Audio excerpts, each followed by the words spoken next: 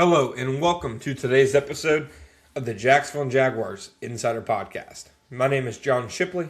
I am your host and beat reporter. Today we are talking about the Jacksonville Jaguars and their potential AFC South title this Sunday against the Tennessee Titans. Now we've talked about it to a heavy extent at this point. Stakes are obvious for the Jaguars facing the Tennessee Titans on Sunday in their regular season finale. A win and you're AFC South champions. You secure one of the top three seeds in the AFC. At least one home playoff game. If you're the 2 seed, at least 2. And you have a favorable path moving forward. And what I want to talk about today is why I think the Jaguars, unlike many Jaguars teams in the past, I think they have done enough to earn the benefit of the doubt that they won't fall into a potential trap game. I mean, and the Jaguars, they've had trap games on their schedule during this winning streak. Against the Cardinals, against the Indianapolis Colts just last week, and really the only reason the Jaguars have ever put themselves in danger in either one of those games was due to turnovers. And the Jaguars, outside of those 2 games during the last month and a half, have played smart, efficient, clean football. Both sides of the ball. Haven't turned the ball over on offense. Haven't made a lot of mistakes on defense. And have limited some of the mistakes, penalties, missed tackles, etc., that were hurting them at one point in the season.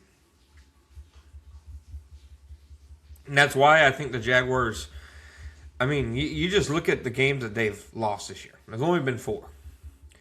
They lose to the Cincinnati Bengals in week 2. Now, Jake Browning goes 99 yards after a 4th down incompletion. Has a flag thrown on Travis Hunter. If not for that, amazingly, the Jaguars are 13-3 right now. And are, right there to take the 1 seed in the AFC with a win. The next loss, 20-12 to the Seattle Seahawks. That was the first game during the season. It was a 6-week-old season at that point. That looked like the Jaguars were out-physicaled.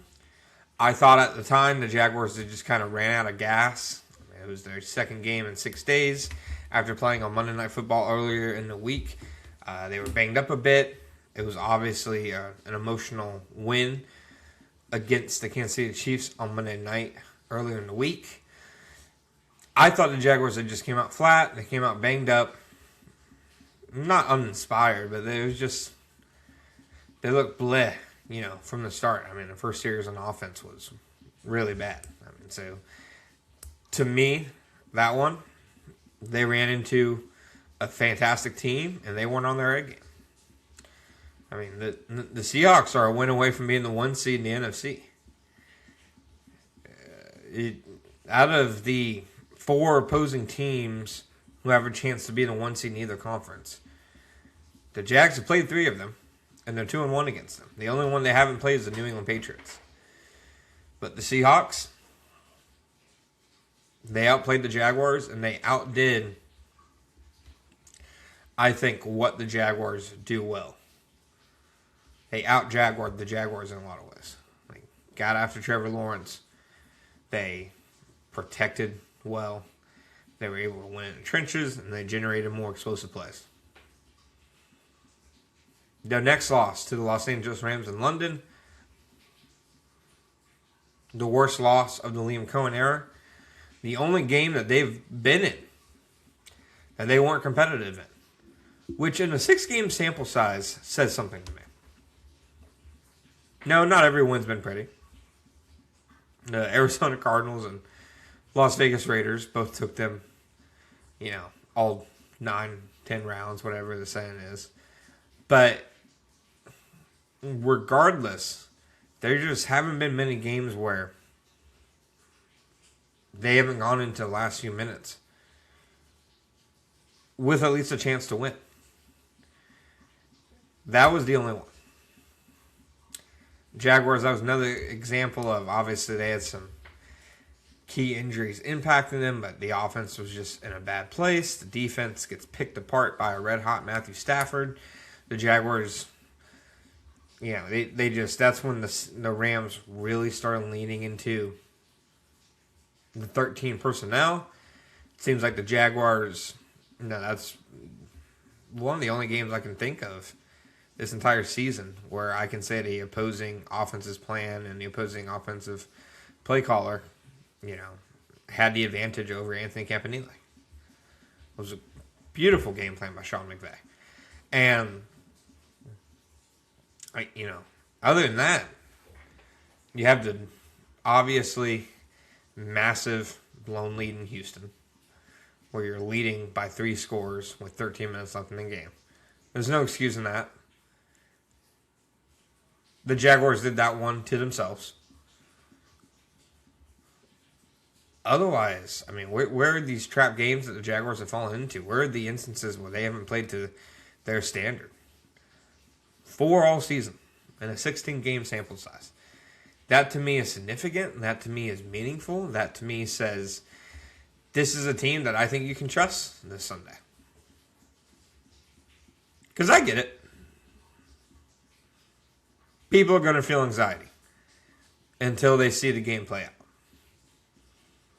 And I'm not even saying this to minimize the Tennessee Titans. I think the Tennessee Titans are a lot better right now than they have been in either of the 3 previous matchups with the Jaguars. Mike McCoy's just a professional, coach.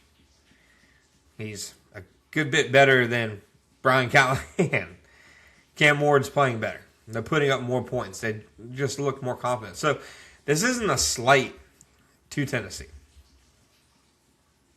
It is, and I'll say this. I believe the Jaguars are facing a significantly more dangerous quarterback this week than they were last week.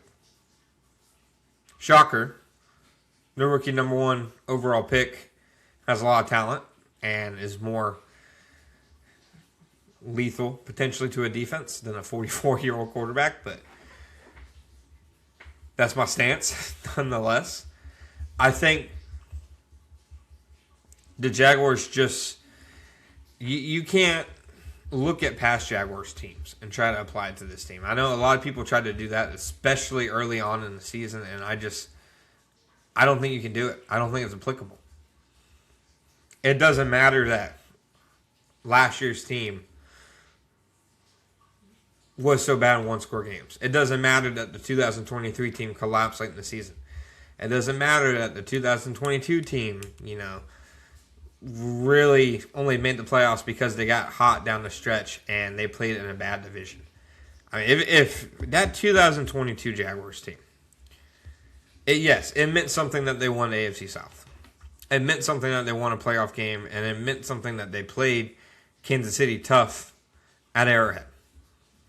Not trying to diminish it or minimize it, but they were a division winner at 9-8.